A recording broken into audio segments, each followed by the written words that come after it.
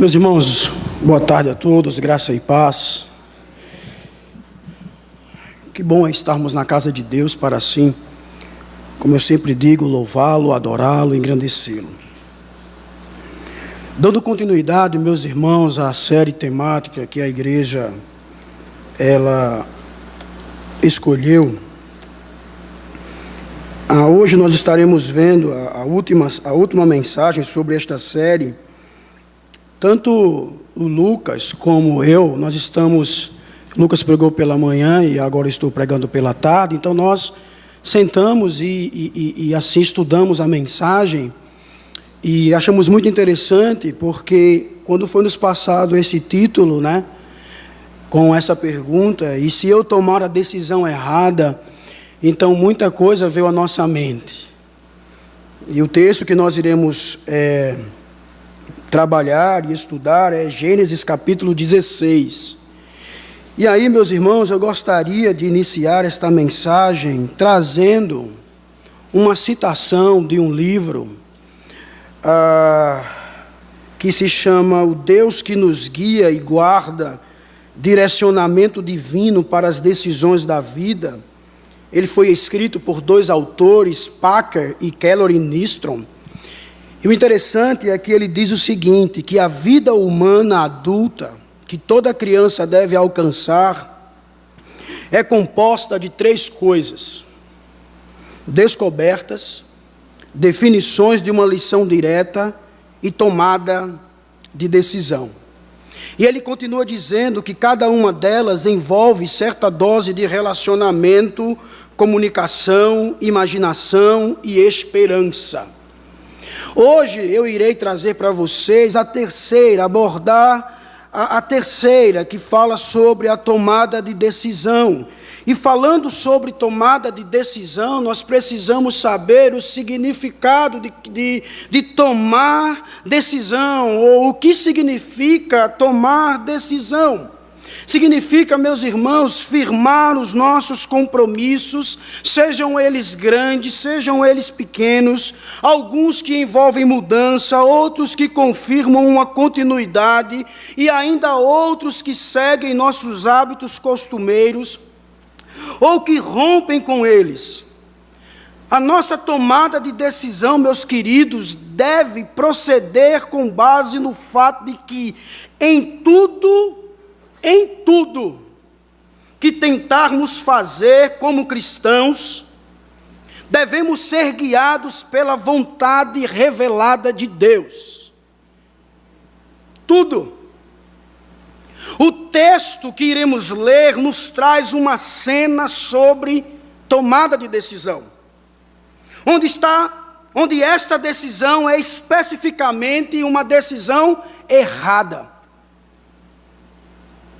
E é sobre isso que eu irei investir, nós iremos investir o nosso tempo, porque Gênesis 16 tem muito a nos ensinar. Tomada de decisão. Gênesis traz essa tomada de decisão errada. Apenas para citar, fomos surpreendidos essa semana justamente por uma série de tomadas de decisões erradas, onde ocasionou uma morte drástica de 76 pessoas. Tomadas de decisões erradas. Tomada de decisão errada do piloto em pegar o seu avião, que não dava para percorrer 3.000 quilômetros, eu acho que é assim que se diz o termo, onde ele viajava no limite. Uma outra tomada de decisão errada foi justamente a da torre, que não permitiu que ele pousasse, dando preferência a uma outra aeronave, onde o orgulho invadiu o piloto, o coração do piloto, ao ponto dele não dizer que ele precisava pousar de fato, porque o avião estava sem combustível, porque se ele pousasse, ele iria ser multado, iria ser cassado a sua carteira, o seu avião seria apreendido. Uma outra tomada de decisão foi daquele que autorizou o voo. Então percebam, irmãos, o que acarreta uma tomada de decisão errada. Seria até, podemos dizer, bom, entre aspas, se a tomada de decisão errada trouxesse a consequência somente para você. Mas não traz. Muitos que estão à nossa volta também são assim, atacados, são tocados pela má decisão que nós tomamos. E Gênesis 16 traz isso.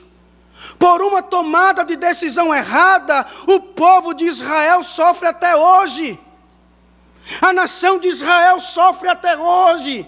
A Palestina sofre até hoje.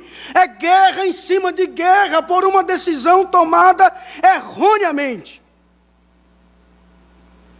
E aí o texto diz o seguinte, ora, Gênesis 16, Sarai, mulher de Abrão, não lhe dera nenhum filho. Como tinha uma serva egípcia chamada Agar, disse a Abrão, já que o Senhor me impediu de ter filhos, possua a minha serva. Talvez eu possa formar família por meio dela. Abraão atendeu a proposta de Sarai. Quando isso aconteceu, já fazia 10 anos que Abrão, seu marido, vivia em Canaã. Foi nessa ocasião que Sarai, sua mulher, lhe entregou sua serva egípcia Agar. Ele possuiu Agar e ela engravidou. Quando se viu grávida, começou a olhar com desprezo para sua senhora. Então Sarai disse a Abrão, caia sobre você a afronta que venho sofrendo.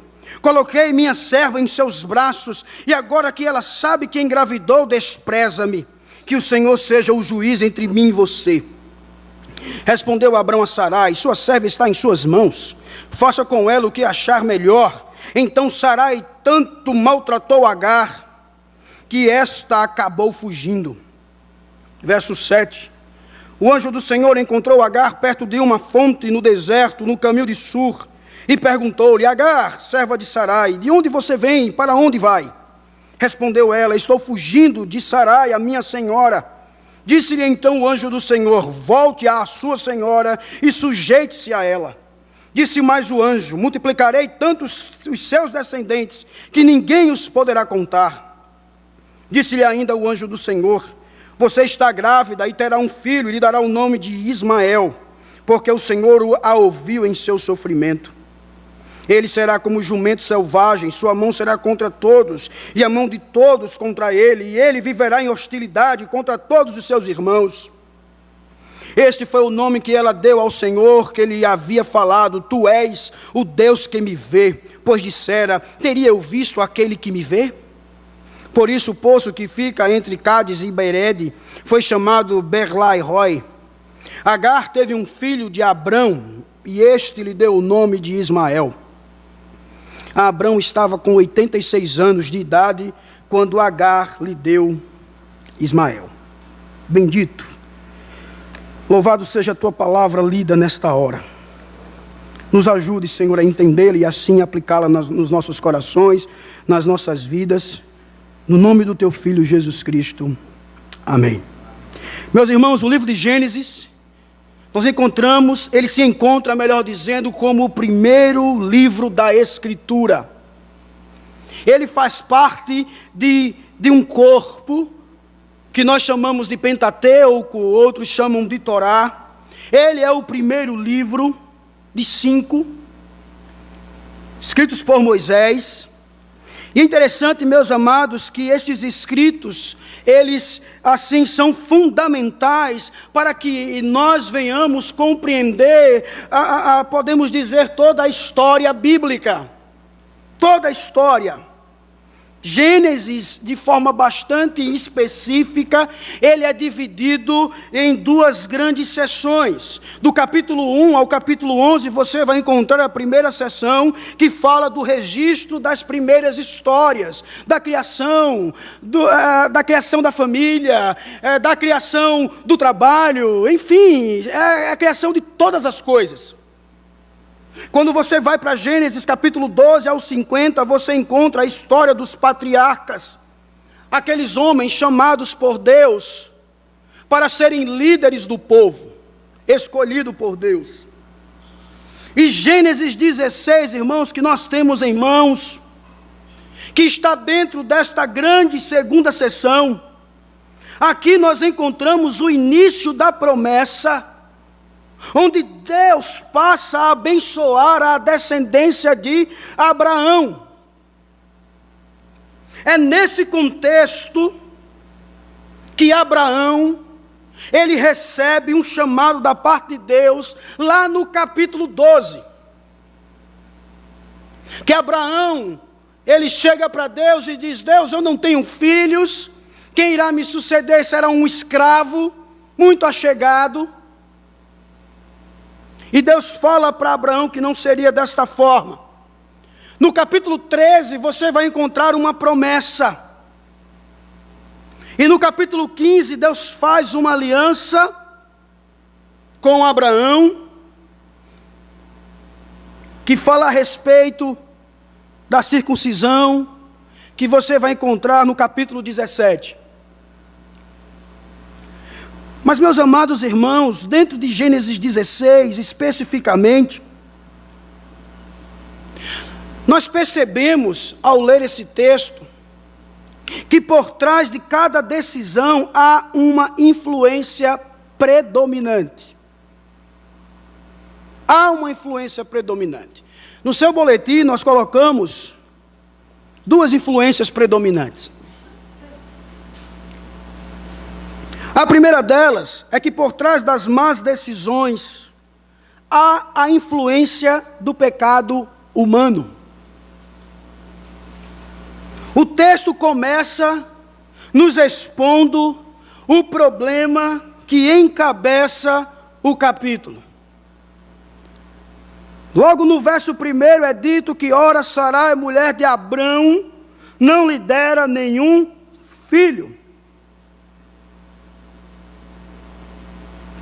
No capítulo 11, nós vamos ver pela primeira vez a ligação matrimonial entre Abrão e Sarai. Lá você vai encontrar as informações dizendo que ela era uma mulher de aparência bonita, especificamente no verso 11. Certamente Sarai, ela era uma mulher que chamava a atenção onde ela passasse. Por isso que quando ela entra no Egito, Faraó a toma. Abraão chega para ela e diz: olha, mulher, para que eu não morra, tu vai ser minha irmã. Se alguém perguntar, tu vai ser minha irmã. E logo depois Faraó descobre que ela era a mulher de Abraão e diz: mas rapaz, por que você fez isso comigo? Por que você não falou que ela era sua esposa?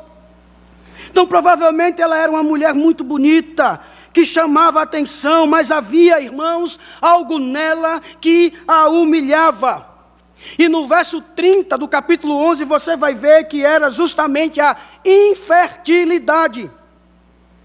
Ela não podia ter filhos. Ela não podia dar filhos para Abraão. E todos nós já sabemos, que já foi dito aqui, que naquela época não ter filhos era considerado um sinal de quê? De maldição. A mulher que não tinha filho, ela levava sobre ela, os demais diziam que ela levava sobre ela a maldição de Deus. Era como se fosse um castigo da parte de Deus. Pense no sofrimento daquela mulher. E aqui, irmãos, encontramos uma característica comum entre várias mulheres no Antigo Testamento, uma vez que passamos a perceber que, assim como Sarai, eram também inférteis Rebeca, Ana, Raquel, mulheres estas que sofreram. Mas a grande questão aqui é que Deus, Ele havia feito uma promessa para Abrão, a saber, fazer da descendência dele uma grande nação. No capítulo 12, verso 2, você vai ver Deus dizendo: farei de você um grande povo, e o abençoarei, tornarei famoso o seu nome, e você será uma bênção. Mas, irmãos, o tempo passou,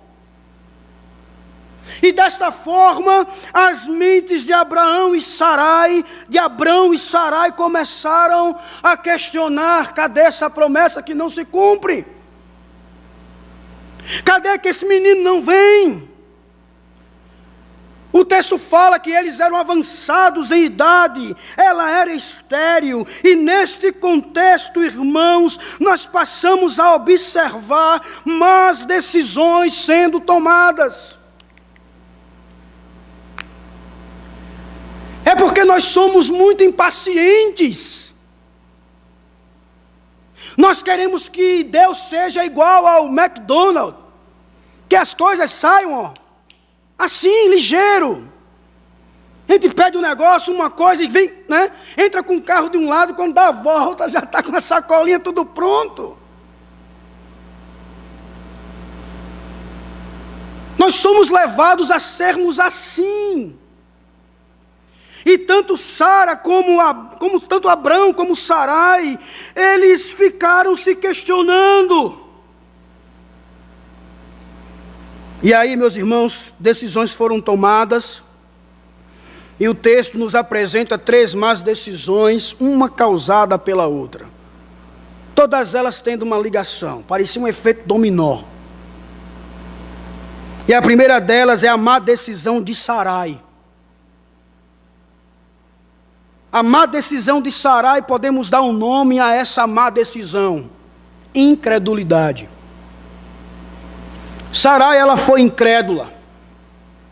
Continuando a leitura do texto, dos versos 1 ao 3, como tinha uma serva egípcia chamada Agar, disse a Abrão: já que o Senhor me impediu de ter filhos, possua a minha serva, talvez eu possa formar família por meio dela. Como Agar, ela tinha uma serva egípcia,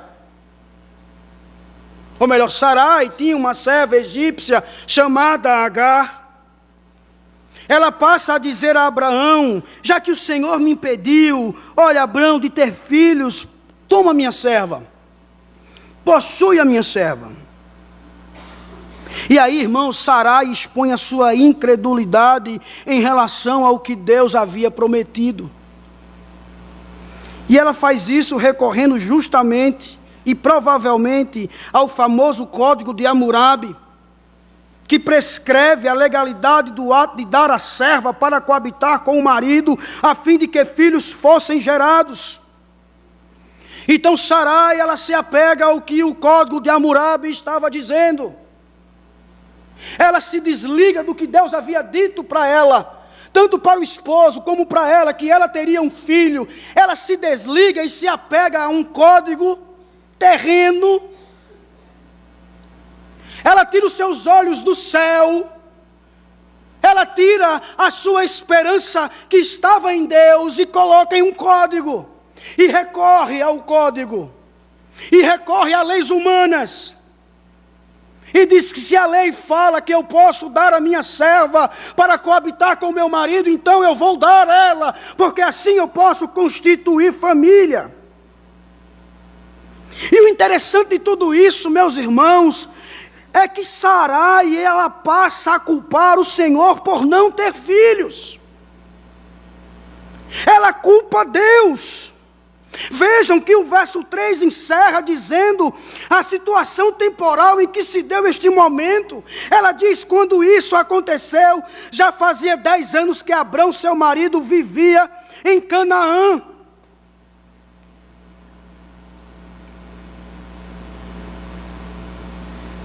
A fidelidade desse casal a Yahvé chegou ao limite, por causa da impaciência no cumprimento da promessa de Deus.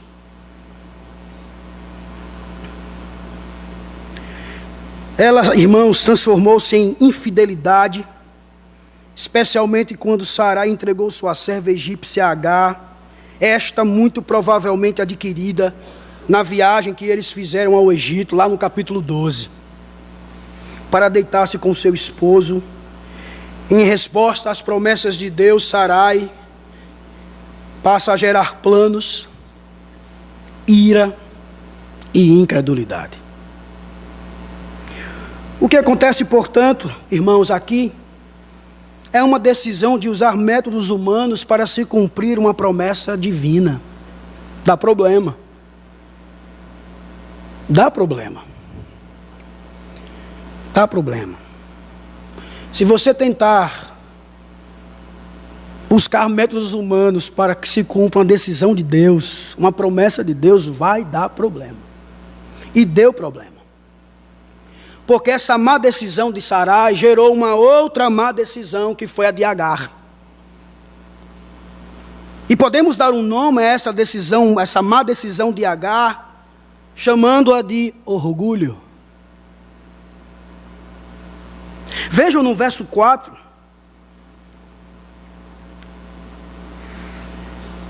Ele possuiu Agar e ela engravidou. Quando se viu grávida, começou a olhar com desprezo para sua senhora. Vejam a consumação do ato, aqui é descrito. Como serva, ela cumpre o que for ordenado. Ela cumpriu o que a sua senhora havia pedido para ela, ordenado para ela. Por quê? Porque Agar, ela cumpriu. Porque uma serva, irmãos, é uma escrava pessoal adquirida por uma mulher rica. Não uma jovem escrava responsável por seu senhor, e sim responsável por Sarai. E se você ler o verso 8 do capítulo 16, você vai ver que o anjo do Senhor reafirma essa identificação. O anjo do Senhor chega para Sarai e diz: você é o quê? Serva. Você é escrava. Então por isso que ela cumpre com a ordem da sua senhora, quando ela manda Agar coabitar com Abrão. Contudo, irmãos, essa experiência fabricada pelo pecado levantou o queixo de Agar. Ela arrebita o nariz. Ela passa a ser agora uma mulher orgulhosa e arrogante. Porque diz o texto que quando se viu grávida, começou a olhar com desprezo para a sua senhora.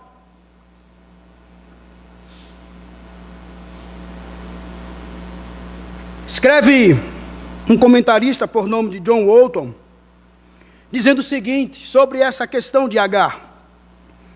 Ele diz que o sentimento de superioridade de Agar veio de sua confiança de que Abrão era agora seu dependente, uma vez que ela carregava o herdeiro da família em seu ventre. Por ela estar grávida, Agar começa a tomar o lugar de Sarai. Começa a tomar o lugar da sua senhora. E ela passa a tratar Sarai de uma maneira maléfica. Porque a palavra desprezo no hebraico, na verdade, significa muito mais do que simplesmente tratar mal ou desprezar.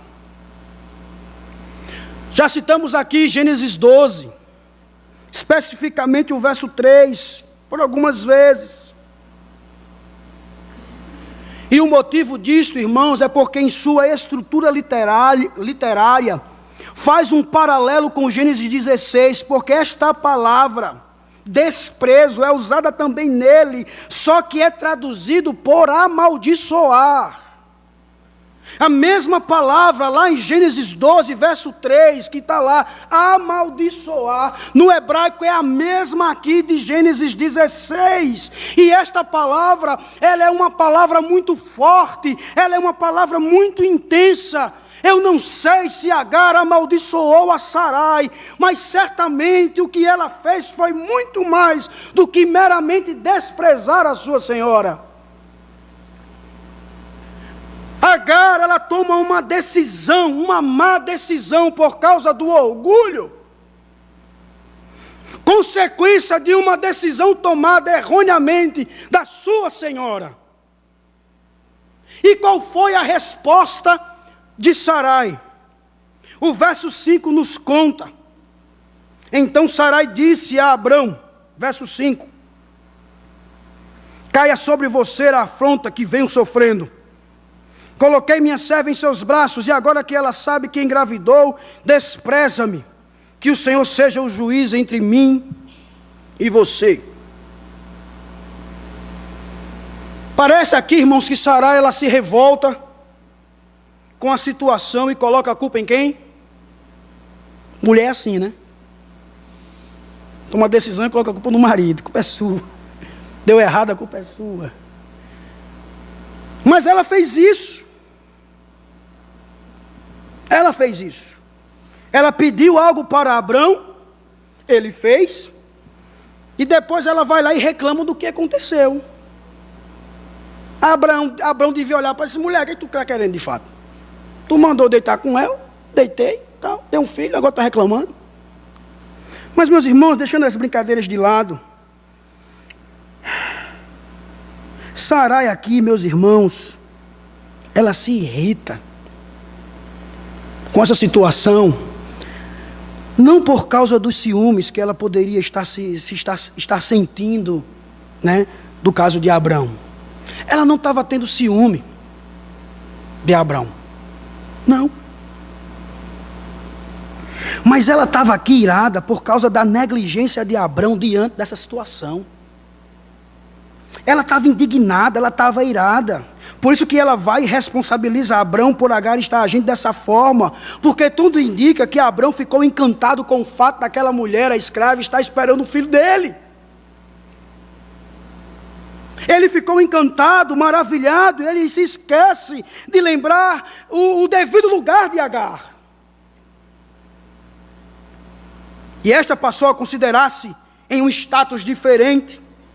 Ela não queria ser mais serva, mas ela queria agora ser senhora.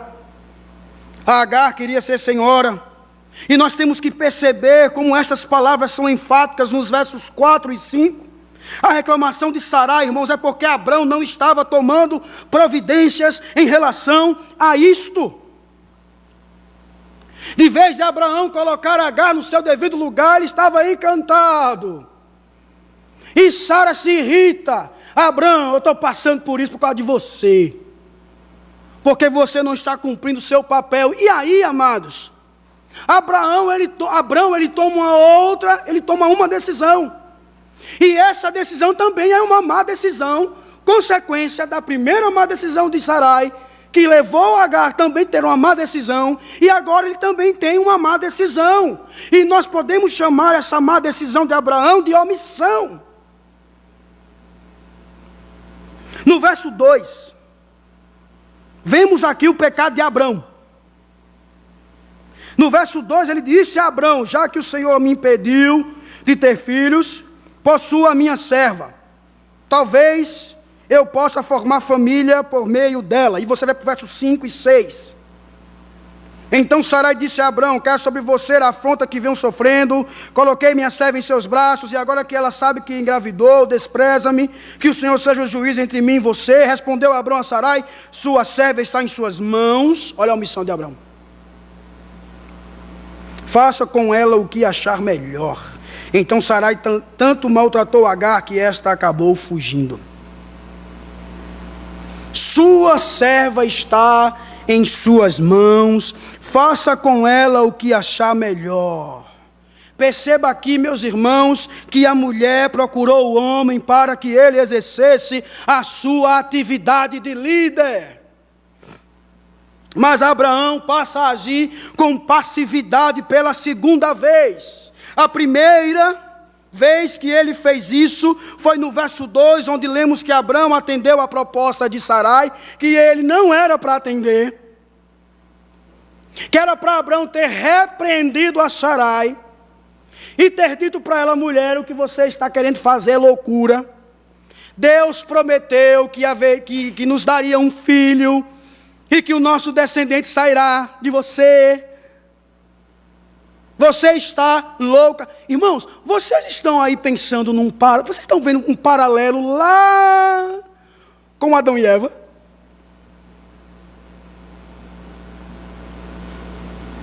Adão também teve o pecado da omissão.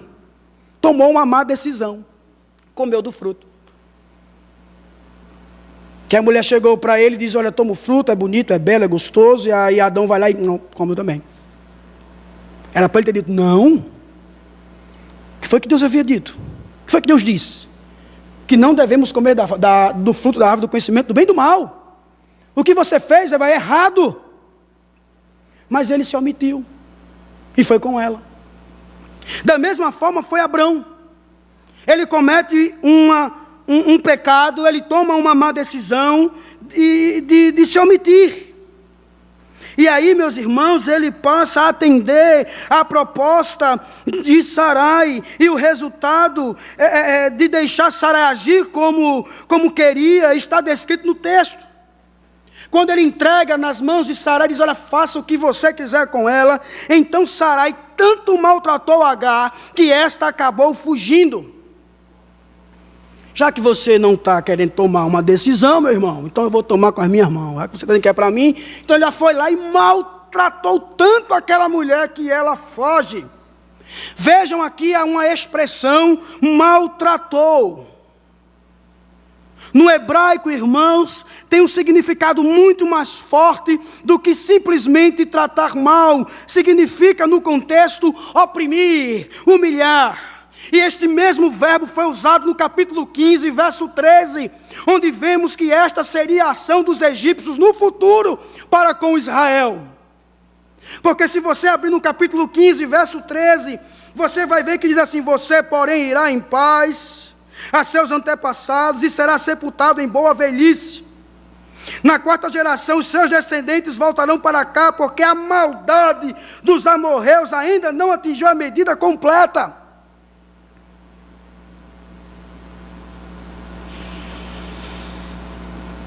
Essa, irmãos, essa atitude que Sarai teve para com Agar culminou com ela fugindo. Ela foge da mesma forma como Israel fugiu do Egito, quando foi maltratado, quando foi humilhado, quando ele foi oprimido. O que podemos tirar de tudo isso, irmãos?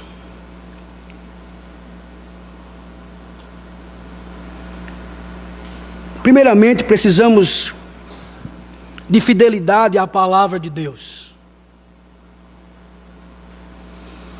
Nós precisamos ser fiéis à palavra de Deus. Qual pecado defronta a fé em Deus que está no seu coração? Qual pecado destrona, afronta? Qual pecado desfronta, ou melhor, destrona a fé em Deus no seu coração? Será que a impaciência, como foi com Abrão e Sarai? Será que é o dinheiro, que você tem colocado o dinheiro como seu ídolo? Será que é o conforto? Será que é o pecado do sexo? No fundo, irmãos, todas estas coisas, elas são movidas por incredulidade. Quando nós somos levados a não sermos fiéis à palavra de Deus, é porque a incredulidade, ela está andando, passeando no nosso coração. Nós já não queremos esperar a promessa de Deus. Os jovens casais, de namorados, de noivos, não conseguem esperar o grande dia e se perdem. Quando a gente começa a tomar más decisões, irmãos, quando nós começamos a sermos assim infiéis à palavra de Deus, é porque a incredulidade está passeando no nosso coração. Porque muitas das vezes nós confessamos com a nossa boca, mas o nosso coração está longe daquilo que confessamos. Às vezes cantamos dizendo que confiamos nele, que ele é poderoso, que ele pode fazer, que as promessas dele se cumprirão, que ele é fiel à sua palavra em nossas vidas. Jamais ao contrário, por favor, nunca diga que Deus é fiel a você, mas ele é fiel à sua palavra em cumpri-la em nossa vida. Isso porque Deus não está sujeito a nós. Mas por causa dessas coisas, irmãos, a gente passa a pecar e passamos a tomar más decisões. Uma outra aplicação, eu quero me referir a mim e a você, homem. Nós precisamos sermos homens. A figura de masculinidade bíblica não é daquele homem que é grosso, que é mandão, que é irresponsável. Quando lemos a palavra de Deus, percebemos nela aqui, irmãos, o homem, segundo Deus, é aquele que ama a sua esposa.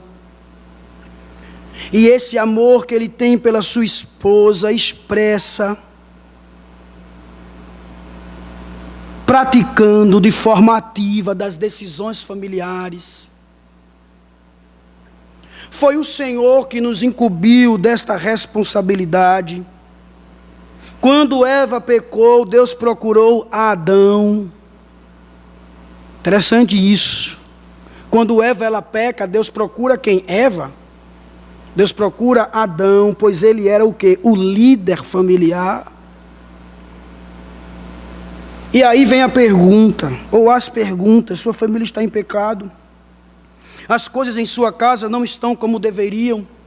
Tenha certeza que essas coisas passam por sua responsabilidade, passam por minha responsabilidade. Por isso que nós precisamos sermos homens. Precisamos liderar a nossa casa com temor a Deus.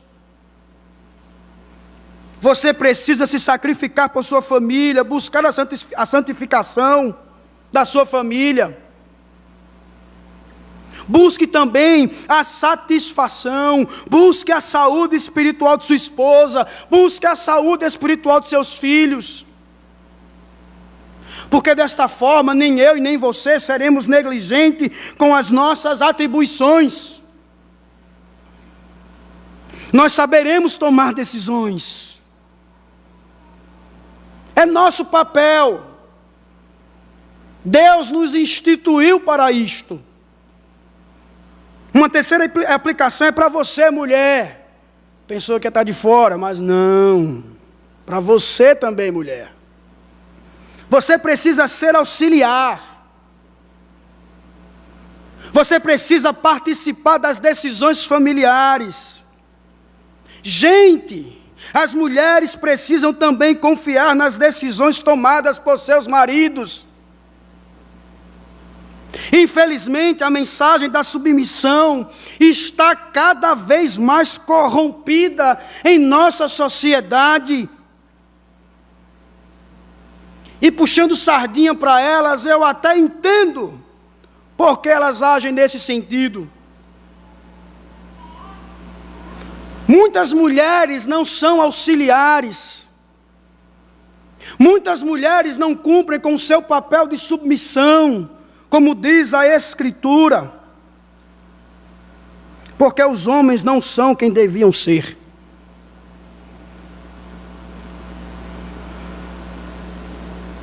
Concordo com o pastor Matt Chandler, quando ele diz: como poderiam as mulheres entender a submissão bíblica com homens que abusam e tomam vantagem delas, que as usam para as suas comodidades e proveitos?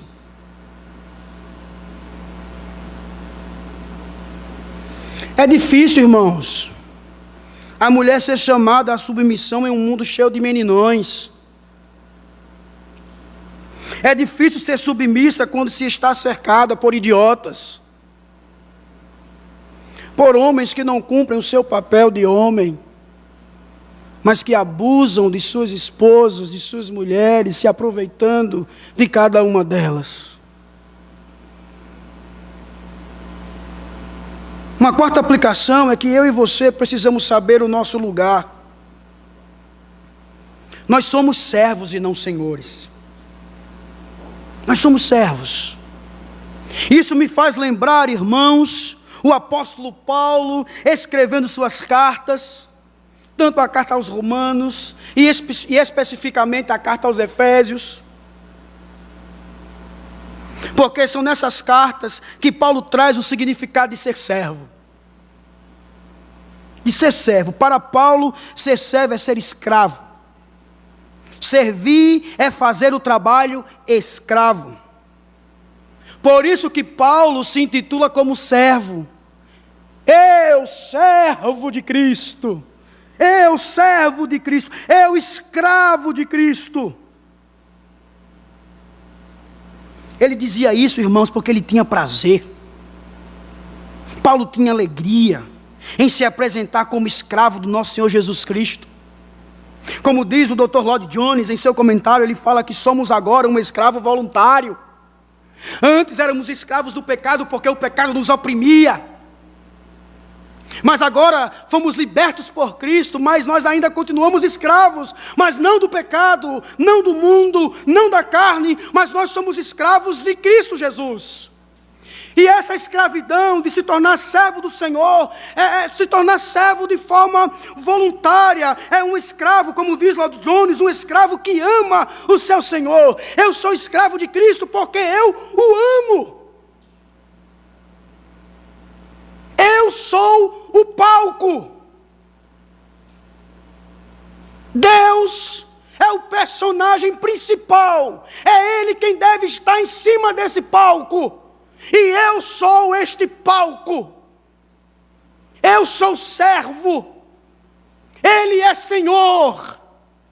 Eu jamais posso querer tomar o lugar dele, ou pretender tomar. Quem sou eu para exigir alguma coisa de Deus? Quem sou eu para dizer que Deus deve ser fiel a mim? Quem sou eu para dizer que Ele tem que fazer da forma que eu quero, que eu tenho que decretar, que eu tenho que exigir, que eu tenho que reclamar dEle? Eu sou servo, eu sou escravo, de forma voluntária, e eu sou assim porque eu o amo. É por amor, meu irmão. É por amor.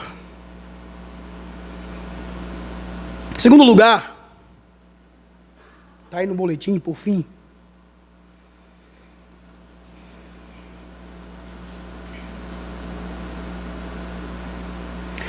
Vimos que por trás das más decisões há a influência do pecado humano.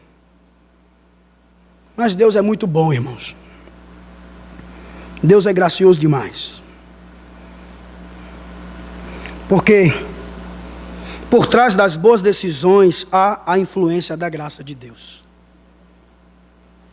Vejam isso nos versos 7 ao 16. Aqui está uma nova divisão. E esta nova divisão vai trazer uma mudança de cenário. Agar fugiu da presença de seus senhores. É nesse contexto que observamos uma boa decisão sendo tomada. A decisão de Agar, dela voltar para a casa de sua senhora. Contudo, irmãos, é crucial que eu e você venhamos entender que esta decisão não veio do coração de Agar.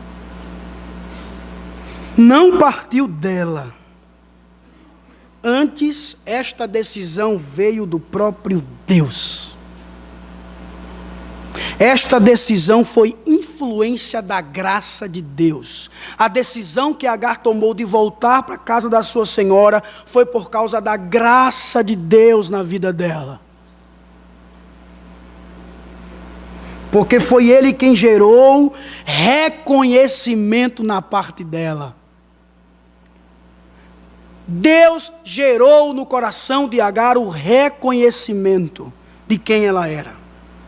E existem 3 grandes movimentos aqui. Primeiramente, vemos o encontro de Deus com o pecador. O verso 7 diz que o anjo do Senhor encontrou Agar perto de uma fonte no deserto, no caminho de Sur. E perguntou-lhe: Agar, serva de Sarai, de onde você vem, para onde você vai?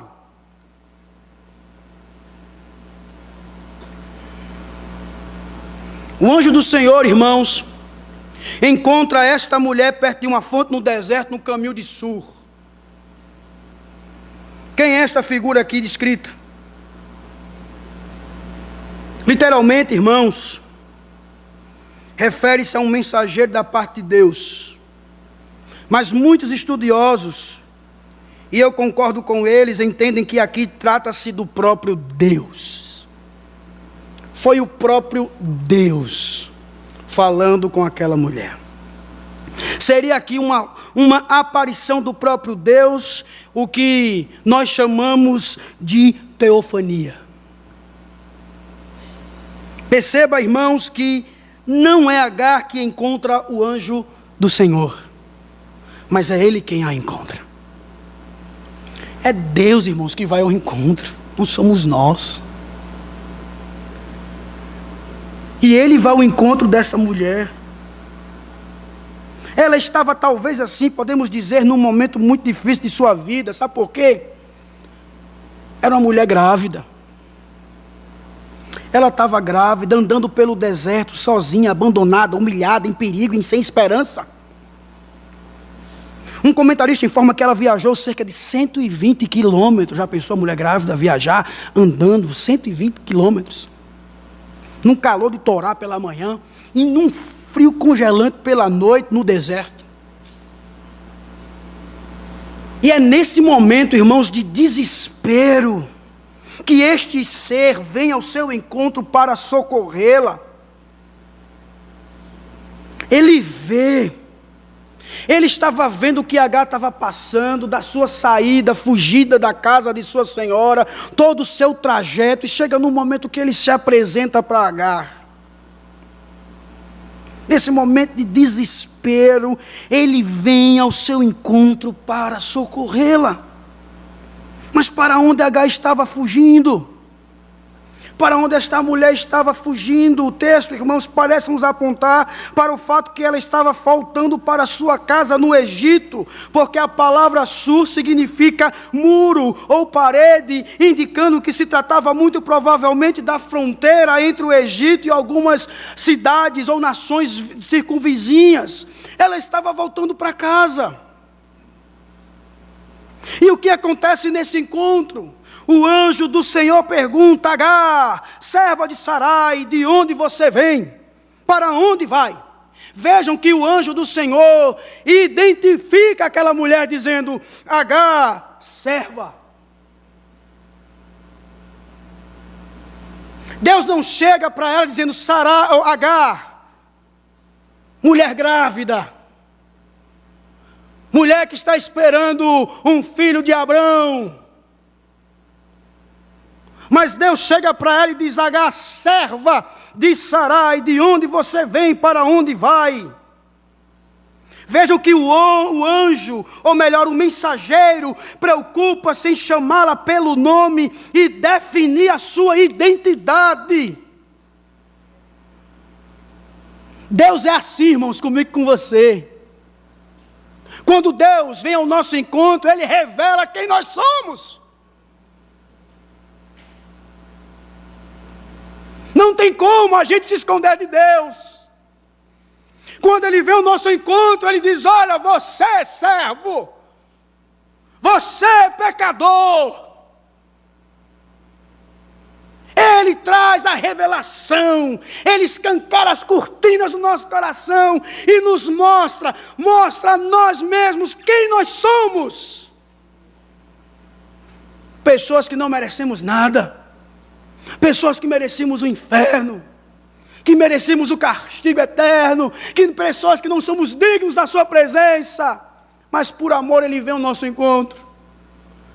Diante do nosso desespero, Ele vem ao nosso encontro para nos socorrer, mas Ele vem dizendo quem nós somos. Eu sou Deus, você é servo. Deus nos coloca no nosso devido lugar. Ele fez assim com Agar. De forma surpreendente, irmãos, ela responde confirmando sua identidade. De uma maneira humilde: estou fugindo de Sarai, a minha o quê? Senhora.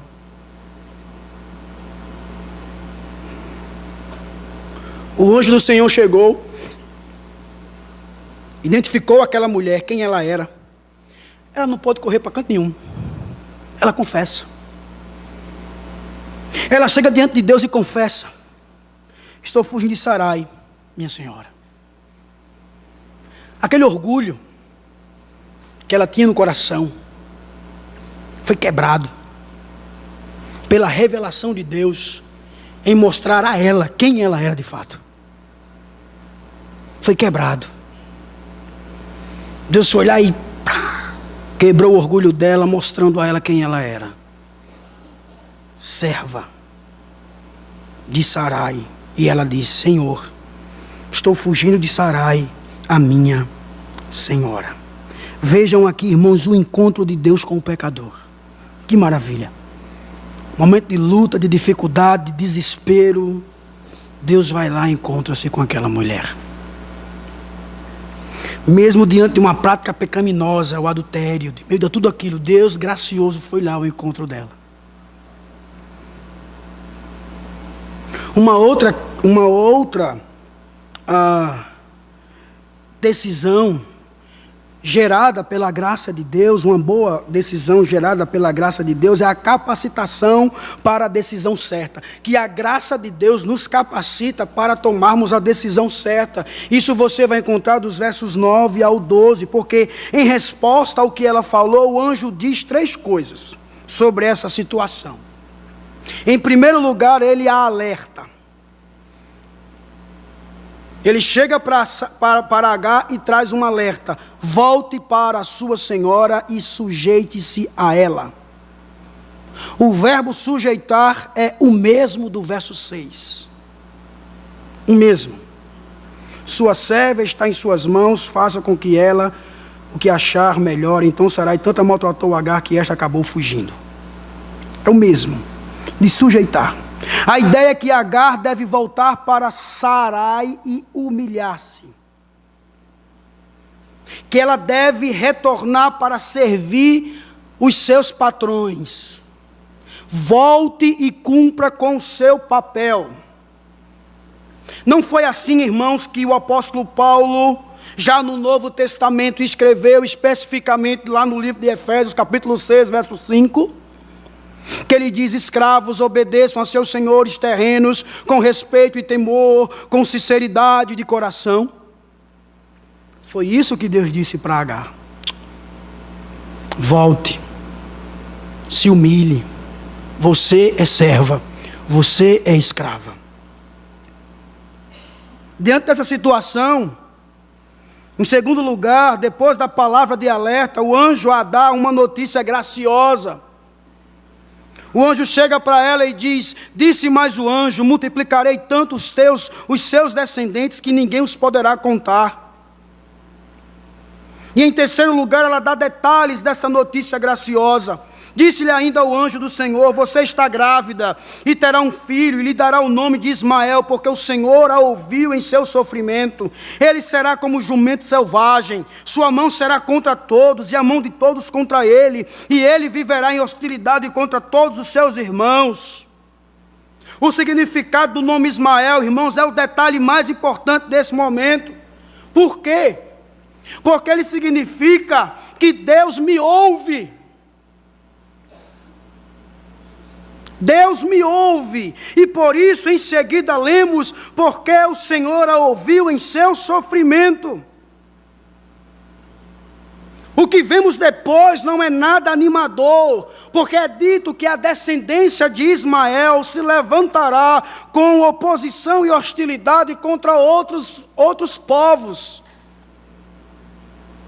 Mas o fato aqui é que Deus, Ele ouviu o sofrimento desta mulher e dá a ela uma notícia graciosa, dizendo que este filho que ela estava esperando, seria multiplicado. Pede para que ela dê o nome de Ismael, para que nunca ela e ninguém esqueça que ao citar o nome Ismael, lembre-se que Deus, Ele ouve. Que Deus ouve.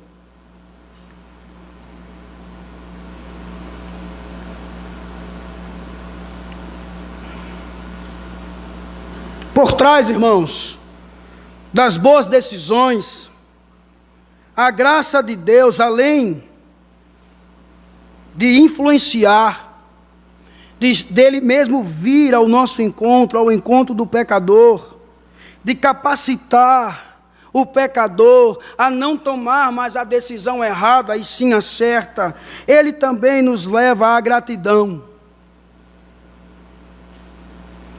Porque quando nós tomamos a decisão certa, Ele mesmo nos leva a agradecer a Ele.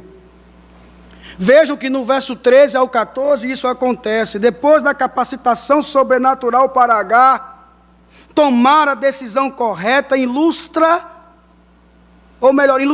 no encontro entre provavelmente Deus e ela, vemos que aqui uma atitude que expressa tanto fé quanto gratidão.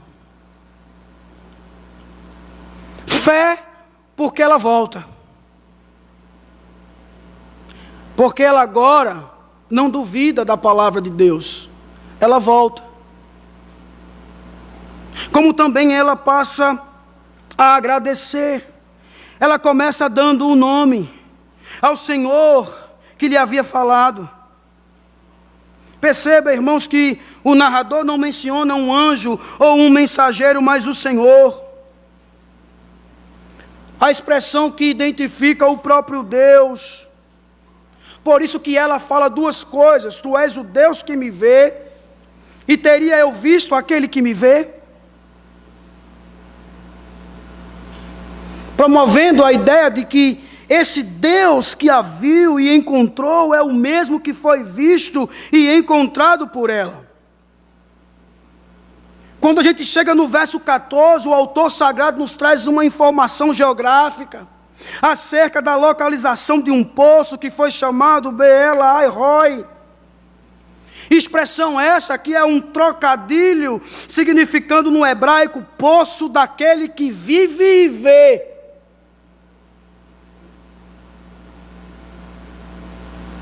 Um erudito chamado Allen Rossi comenta sobre isso, dizendo que o nome provavelmente preserva uma referência geral ao Deus vivo e uma referência específica à intervenção divina, ou seja, ao ser de Deus e a sua obra, quem Ele é e o que Ele faz. Aquele poço, o nome daquele poço, ao citar aquele nome, Beer Lahai Roi, trazia justamente isso: o ser de Deus, a sua obra, quem Ele é e o que Ele faz. E por fim, irmãos, os versos 15 e 16, nos diz que Agar teve um filho de Abrão, e este lhe deu o nome de Ismael. Abrão estava com 86 anos de idade quando Agar lhe deu Ismael. Vemos aqui a conclusão dessa história, trazendo um contraste com o verso 1.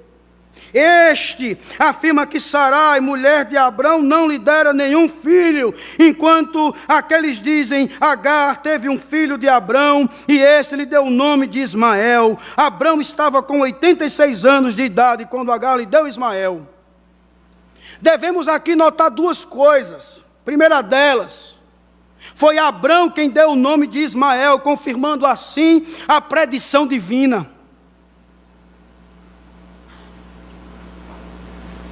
O que devemos notar também é que a tensão para a geração de um herdeiro ainda iria continuar, porque Ismael não seria aquele que carregaria a promessa de Deus feita a Abrão.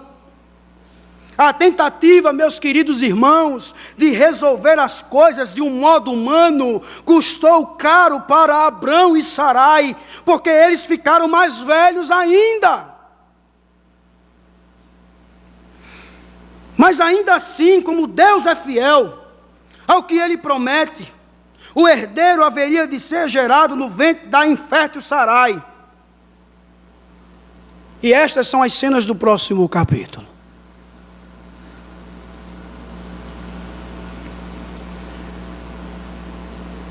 Irmãos, quais as implicações disto para nós? Quais as implicações da graça de Deus intervir nas nossas decisões, nos levando a tomar boas decisões? E eu quero me referir às mulheres mais uma vez. Mulheres, procurem a Deus quando se sentirem sofrendo.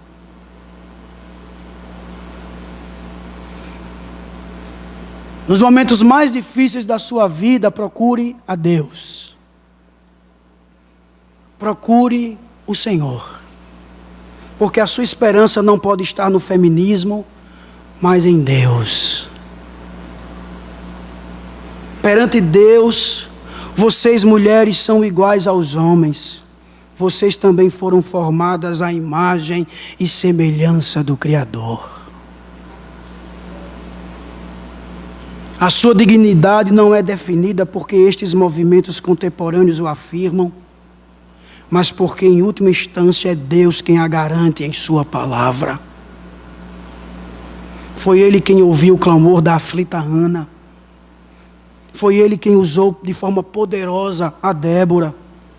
Foi Ele quem teve as mulheres em alta estima no ministério terreno de Jesus. Minha irmã, é Ele quem abraça você em meio ao seu sofrimento. Corra para os braços do Pai, porque lá você estará segura. Uma segunda aplicação, irmãos, é que Deus nos encontra nos momentos em que mais precisamos dEle. Abrão e Sarai precisavam saber disso. Que em situações de grande angústia, os cristãos devem buscar ao Senhor, porque Ele é o Deus que ouve o aflito. Ele nos vê em nossas necessidades e providencia o socorro. Ora, irmãos, não foi isso que Cristo fez? Olhou para os doentes, os fracos, os aflitos nas mais diversas ocasiões. Olhou para os pecadores miseráveis como eu e você, e foi de forma voluntária entregue para solucionar a maior de nossas aflições na cruz. Por isso, irmãos, foi por causa do que Jesus fez por nós que Deus nos olha como filhos amados e nos ouve no nome dEle. Amém? Deus nos ouve no nome dEle. Quando nós estamos naqueles momentos mais difíceis, ou não, mas quando nós estamos nas nossas orações, quando nós dizemos em nome de Jesus, Ele ouve. Ele ouve.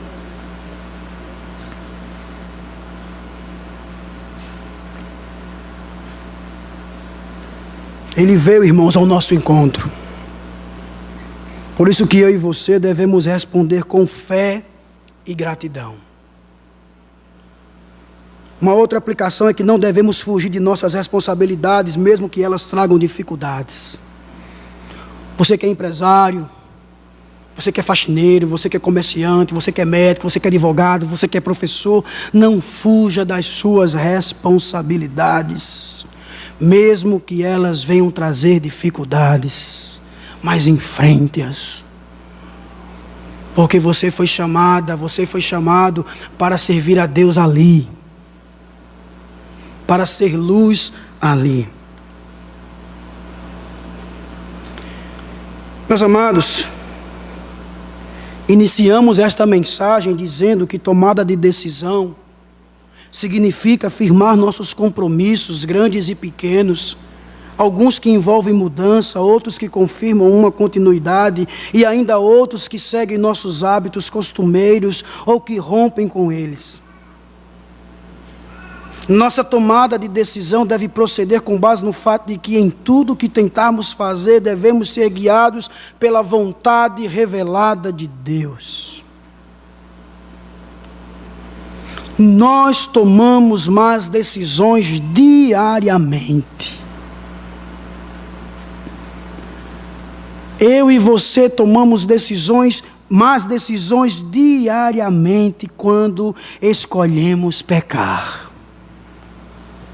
Uma mentira, um furto, um adultério, uma cobiça, um pensamento ilícito. Todos os dias, irmãos, nós estamos pecando. Mas que venhamos nos arrepender de nossos pecados, que venhamos lembrar que a surpreendente graça de Deus nos ajuda a lidar com as consequências dolorosas decorrentes de decisões erradas. Há uma sábia advertência em um provérbio familiar que diz: se tudo que você tentou, falhou, deu errado, leia as instruções. E onde estão as instruções? Sagrada Escritura. Se deu errado, se falhou, leia as instruções. Volte-se para a Escritura. Releia. Porque, irmãos, negligenciar o manual de instruções, negligenciar a palavra pode nos levar à má utilização ou ao mau funcionamento e à necessidade de reparos que custarão caro. Apesar do nosso Senhor, do nosso gracioso Senhor, restaurar aqueles que escorregam nas decisões, quando nos arrependemos, é claramente melhor deixar a Escritura nos ensinar. Já de início, a como não escorregar nas decisões. Por isso que precisamos estar em constante contato com a Escritura. Meus irmãos, eu sei que nós vivemos em um mundo caído, e que viver nesse mundo nunca é tão simples, a ponto de a verdadeira e autêntica direção de Deus nos garantir uma vida sem problemas, como se todas as decisões sobre o que é certo ou o que é errado fossem como preto no branco, fosse simples. Se tomadas corretamente, nos levassem ao longo de um caminho plano e livre de sofrimento e dor. Não é isso. Mesmo tomando boas decisões, iremos continuar passando pelo sofrimento nesse mundo. Nós não estaremos livres do sofrimento, seja tomando decisões certas ou erradas. Em meio a tudo isso, meu querido, Deus continua nos amando.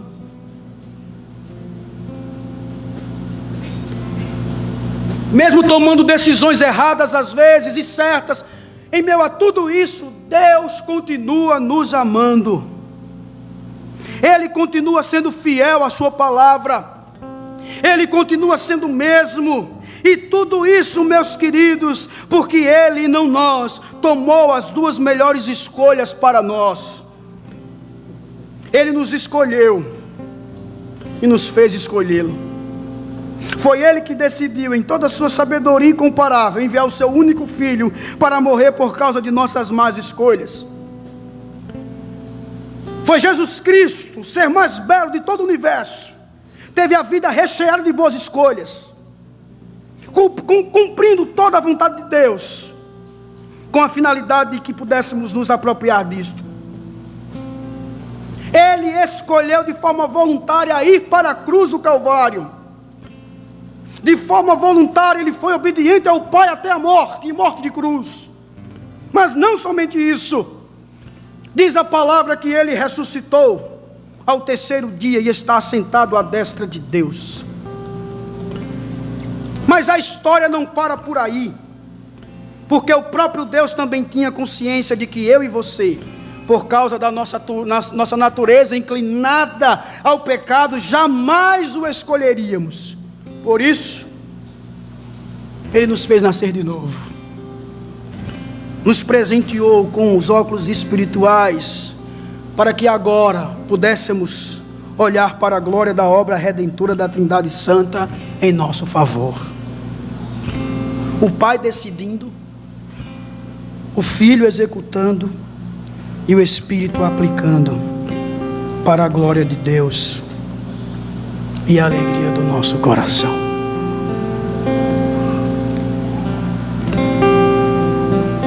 Irmãos, o que fazer? E se eu estiver tomando a decisão errada? O que fazer? É Ele quem faz. Que Deus nos ajude, irmãos. Que Deus nos abençoe. No nome do seu Filho Jesus Cristo.